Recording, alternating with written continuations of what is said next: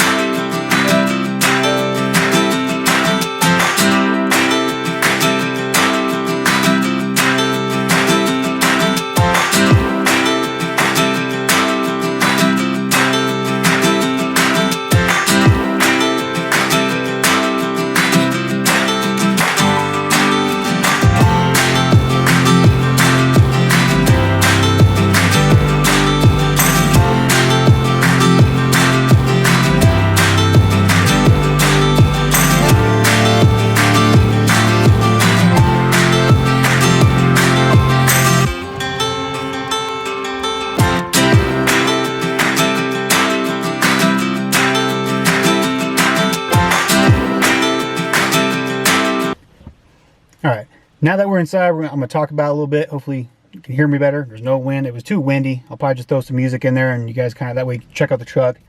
I'll try to show around a little more so you can see a little more of the truck inside here. It's a 2018 Chevy 2500 HD. It's got the 6.0. I didn't do diesel because that's $15,000 more money and don't really need it. The reason we bought the truck is our plan, it's versatile. We can use anything we want. We plan to travel. So we were going to do a fifth wheel, a bumper pull, or a truck camper. And this truck kind of fit all of it, you know. Yeah. It fit all of it, so that's why we, you know, got this truck. So we didn't know what we were going to get. So this truck kind of fit, you know, whatever we get. So if we didn't count in for our RV, which, well, we'll get back to that. So yeah, like I said, this truck fits everything we want to do. So we got it, and I know that the 6.0 has been around for 20 years. That's why I got the 6.0. You know, the 2020 is coming out the 6.6. I got this before I even knew that was coming out. It should still be a good engine. It's still a push rod engine. So, you know, we'll see how the testing does on that. But the 6.0 has been tested for years and years, and it's just a great engine. And the tow rating on this is 14,200 pounds with this package, with the double cab. Basically, I just went to look at it, and it's an LT, and I saw the interior package, and I went, it's like an LTZ interior package. And for the price, I got this for 41,000 basically out the door. And my payments, I traded a truck in, and I put 1,000 down on top of that, so basically 10.5. My payments are right around $488 a month. So I was like, yeah, it's not bad for one of these trucks. Everyone's like, how's your $800 payment? I'm like, it's not that much, because I put some money down on it, and it's not a diesel. So I didn't buy a $70,000, $80,000 LTZ high country truck. It does everything I need it to. It's got the dual power seats. It's got heated seats. I mean, at night, this truck really shines. You put all the little glowing lights and everything. It's really nice inside. Even little compartments, everything has little LED lights and stuff, so you can see everything at night. The four-wheel drive works great in the snow. I live up here in higher country, so I mean, I kind of wanted the half ton for a while because I like the all-wheel drive. I'm lazy, but really, this thing, even a two-wheel drive in the snow, it sticks. It's heavy, you know. It works great. I'm really quite impressed with it. But you know, that 6.0 is it's a great engine. And I mean, I've read a blog on it. You know, they put a cam in it and a bunch of other stuff, and they got it, you know, naturally aspirated up to like 500 horsepower. Well, first of all, they took a regular 200,000 mile engine, and they tore it all apart. It still had the cross hatching in it, everything after it. It was out of a work truck. And they put it all back together, make sure it can handle this. They naturally aspirated, put a cam, all that, got 500 horse, 500 torque, somewhere around there. And then they put turbos on it, and they cranked it until I got up to about 1,200 horsepower before it finally threw a rod. So everyone's like, oh, the 6.0, it doesn't have power, they're so weak, and blah, blah, blah. And it's like, they detune it for a reason. That's why they don't have the 6.2 in there. Everyone's, put the 6.2. It's an aluminum engine. It's a performance engine. You don't want that in your workhorse. You know, it's a cast iron block. It's meant to, I could put this thing at, you know, rather than at 6, I can run it at 6,000 RPMs all day long uphill, and it's not going to overheat on me. It's just going to keep on going. 200,000 miles guaranteed. If I baby this thing, I can probably get 500,000 miles out of this engine. Tranny, after 200,000 miles, it's a ticking time bomb, whatever vehicle you have. So, but I mean, the drivetrain all around is just a tough vehicle. If you're going to tow with it, you might get a 3/4 ton. You know, people get a half ton or anything, or smaller vehicle, just go bigger. It makes towing a lot easier. The truck can take it, everything, it can handle it. And there's nothing wrong with gas. You know, I'm getting 16 miles a gallon where I live. I live higher elevation, so it's basically less fuel, less air. I mean, yeah, less air, more fuel. Or no, am I thinking? Less air, less fuel. There we go. So it doesn't use as much gas. I'm a little bit down on power up here, but I'm getting 16 miles per gallon average out of this thing. In the wintertime, I'll let it sit there and warm up. I get about 14.5, you know. And but you know, I've got 19 miles down highway. That's probably the best I've seen get out of it. And the worst was like I don't think I ever hit 30. I've hit 14.5 is the worst I've ever got. Excuse me. So it's really not bad on gas compared to a diesel. I mean, it's not worth it. It's really not unless you're going to be towing 20,000 pounds every single day. Don't get a diesel. There's really no reason to get a diesel. This truck will last just as long as a diesel. It's the same. Everything's the same. The brakes, everything except for the tranny and the engine is not a diesel. I mean, I talked to a guy. He had one that had he was towing 18,000 pounds with it.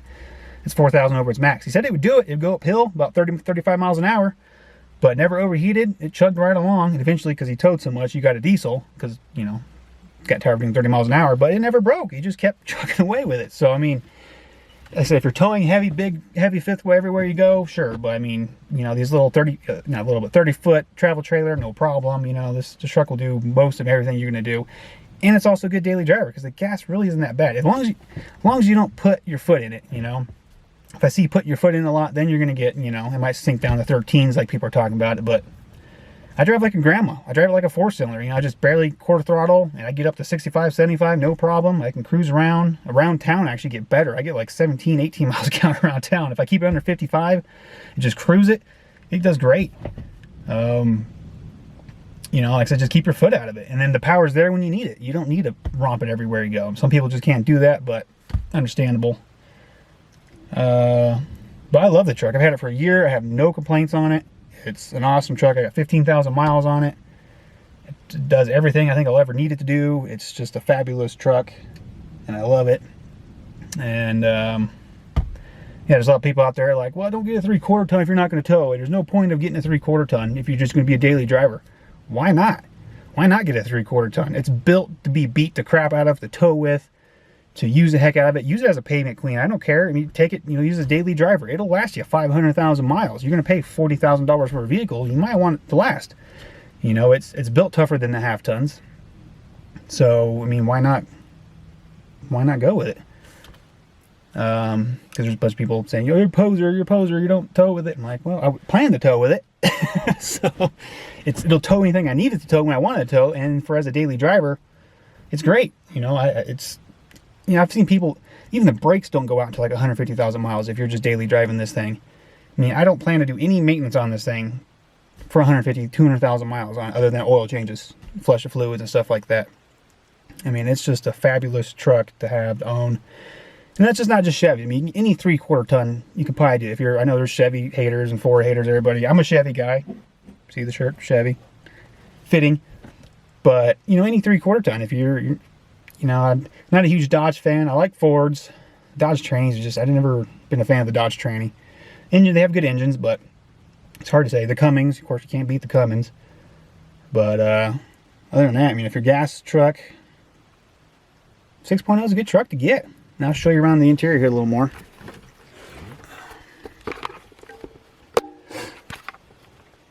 There it is. I mean,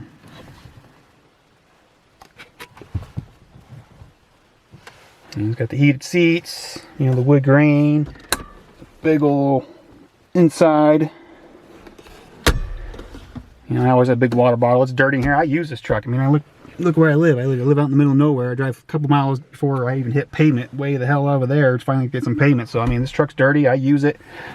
You know, in the bumpy road, I'm not worried about it. You know, let's see if I can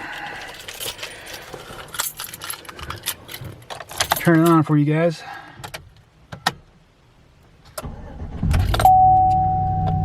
Radio doesn't blast you out of here.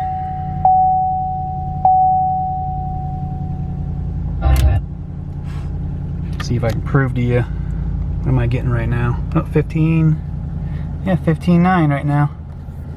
It's at 262 miles. I'm averaging, I don't know why it won't focus, it's on autofocus.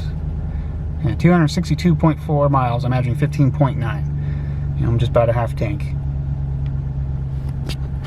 And let's see if I scroll through, 314 miles remaining. I have 262, and no. Wants to connect to everything. So we can go quite a ways on one tank. It's a big tank. I try to only do about half tank and then I fill it up, but it's nice to have when you need it. It'll show your tire pressure, like this best average in 50 miles. You know, right now, last 50 miles I got 14.4, but the best I've gotten is 23.3 miles. Probably cruising around town, I've actually seen 23 miles per gallon out of this thing, and it does happen. Trans temperature, this is your articulation. It tells you what gear, you know, if it's 4 or 2-wheel drive, you know, what's your degrees, you know, up and down. If you're 4-wheeling, and then I usually just leave it digital, but 5-finger death punch on right now. But you got, this one just got the USB cords, you know, and then there's just two there. They have one with the 110 outlet, whatever. This one doesn't have it. There's more USB cords and a little phone jack thing here. It's just another one there, and I think there's even another one of those back here. So we got no shortage of 12 volts everywhere, except just the heated seat. That's basically all it is. I mean, I don't even have the dual climate control. I didn't really care for the dual. I've had multiple Chevys, and the dual climate control kind of bug after they get high mileage. They kind of start finicky on you, so I kind of like just being able to adjust it. The summertime, I love the dual climate control, the automatic climate control where you just turn on 70 degrees and it'll cool it down. But in the winter, I don't really like the heater function out of it. It sits there, it takes forever to heat up, and I just didn't care for it. So I'm not worth paying the extra $2,000 for. But it's got, you know, everything I need. So, and then at nighttime, like I said, it's got little LED lights up here. They just kind of shine down. This has a little LED light in here. It's just a really cool looking truck inside at night. And you get inside, it looks like a high dollar truck, which it is. So, sorry I can't show around more of the outside. It's just too windy. I mean, you won't even be able to hear a darn thing I'm saying. I got a dash cover 4 or 10 in the windows, and that's really all I plan on doing. Sorry for my crappy camera work.